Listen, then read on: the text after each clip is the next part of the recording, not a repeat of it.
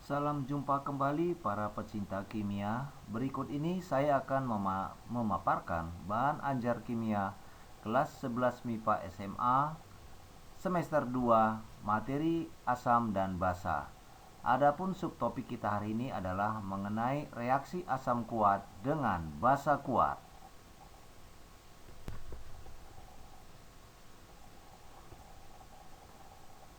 Kita akan membahas reaksi asam basa. Ada 4 jenis reaksi asam basa, yaitu 1. Reaksi asam kuat dengan basa kuat. 2. Reaksi asam kuat dengan basa lemah. 3. Reaksi asam lemah dengan basa kuat. 4. Reaksi asam lemah dengan basa lemah. 1. Reaksi asam kuat dengan basa kuat. Reaksi asam kuat dengan basa kuat yang tepat bereaksi atau habis bereaksi akan menghasilkan garam dengan pH netral yaitu sama dengan 7.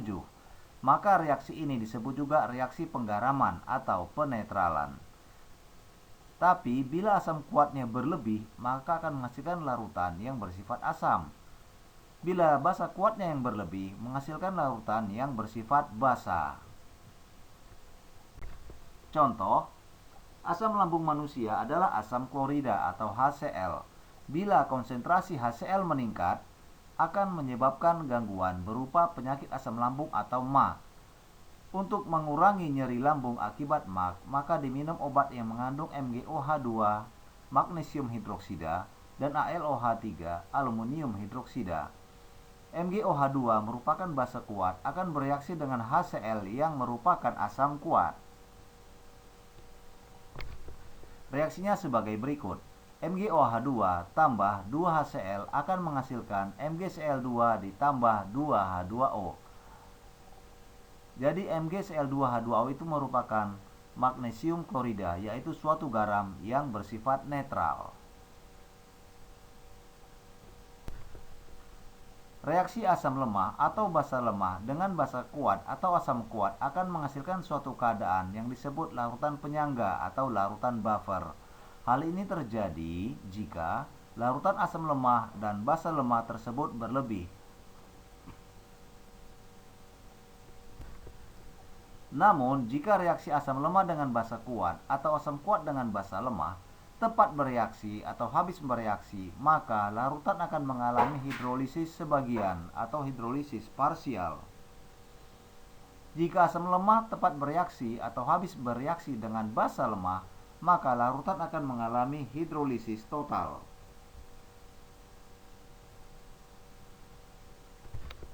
Contoh soal, bila direaksikan 0,1 mol MgOH2 dengan 0,1 mol HCl, menghasilkan garam MgCl2 dan H2O.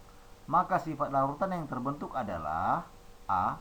pH sama dengan 7 atau netral. B. Bersifat asam. C. Bersifat basa. D. Larutan buffer. E. Mengalami hidrolisis sebagian.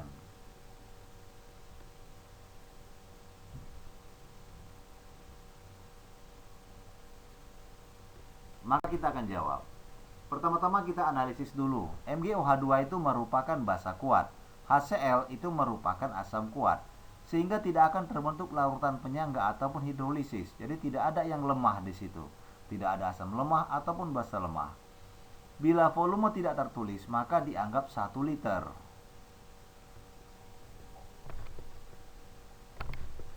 Berikut reaksinya, MgOH2 tambah 2HCl akan menghasilkan MgCl2 ditambah H2O. Tentu kalian masih ingat, pada waktu di kelas 10 itu ada pelajaran stoikiometri reaksi, di mana dikenal kita menggunakan MBS, yaitu mula-mula, bereaksi, dan sisa, dengan menggunakan prinsip reaksi pembatas, karena kedua data diketahui. Oleh karena itu, kita buat dulu datanya masing-masing. Yang pertama mula-mula, MgOH2 sebanyak 0,1 mol, dan HCl juga sebanyak 0,2 mol. Lalu kita bandingkan di sini mol per koefisiennya. Untuk MgOH2 kita bandingkan 0,1 per koefisien MgOH2 yaitu 1. Jadi 0,1 per 1 sama dengan 0,1. Sedangkan untuk HCl kita bandingkan 0,2 mol per 2. 2 adalah koefisien HCl. Maka hasilnya juga adalah 0,1. Jadi di sini yang bereaksi sama-sama adalah 0,1. Lalu kalau kita kurangkan, maka keduanya adalah sama-sama habis. 0,1 dikurang 0,1 sama dengan 0. 0,2 kurang 0,2 juga sama dengan 0. Maka masing-masing larutan itu tidak mempunyai sisa. Dengan demikian, dikatakan kedua larutan tepat bereaksi atau habis bereaksi. Jadi tidak ada sisa karena sama-sama habis, maka dihasilkan larutan dengan pH netral atau sama dengan 7. Nah, bagaimana jika ada yang berlebih? Mari kita lihat contoh soal berikut ini. Contoh soal yang kedua. Direaksikan 0,1 mol MgOH2 dengan 0,1 mol asam nitrat, HNO3. Bagaimanakah sifat larutan yang terbentuk? Pertanyaannya masih sama, hanya asamnya yang berbeda. Pilihannya juga masih sama. A. pH sama dengan 7 atau netral. B. bersifat asam. C. bersifat basa. D. larutan buffer. E. mengalami hidrolisis sebagian.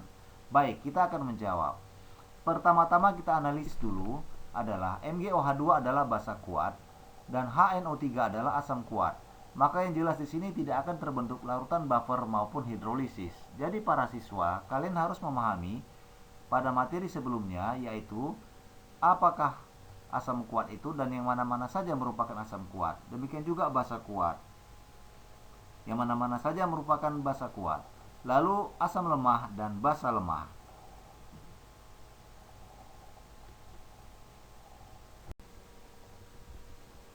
Baiklah, kita akan membahas selanjutnya dari reaksi sebagai berikut. MgOH2 ditambah 2HNO3 akan menjadi MgNO3 2 kali tambah 2H2O. Yang pertama-tama kita buat dulu datanya. Mula-mula MgOH2 adalah 0,1 dan HNO3 juga 0,1 mol. Kita menentukan reaksi pembatas, yaitu mol per koefisien. Yang terkecil itu berarti yang habis. Mari kita bagikan MgOH2. Kita bagi 0,1 per 1. 1 itu adalah koefisien dari MgOH2. Maka hasilnya adalah 0,1. Sedangkan HNO3 kita bagikan mol per koefisien, yaitu 0,1 per 2. Hasilnya adalah 0,05. Berarti HNO3 lebih kecil dari MgOH2. Sehingga yang bereaksi dari HNO3 adalah 0,05 mol. Bagaimana dengan MgOH2? Karena koefisiennya sama, kita bagikan 1 per 2 dikali 0,1 mol, maka hasilnya adalah 0,05 mol juga. Jadi di sini HNO3-nya habis bereaksi. Jadi seluruh HNO3 itu habis. Jadi kalau kita kurangkan 0,1 kurang 0,1 sama dengan 0, HNO3 habis.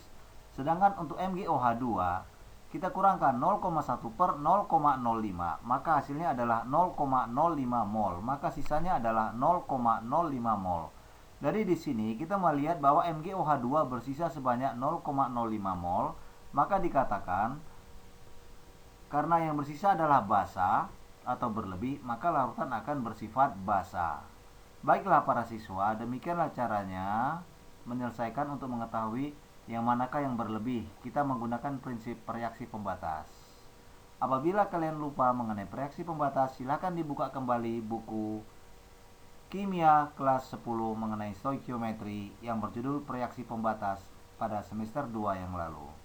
Terima kasih atas perhatiannya. Selamat belajar. Semoga sukses. Wassalam.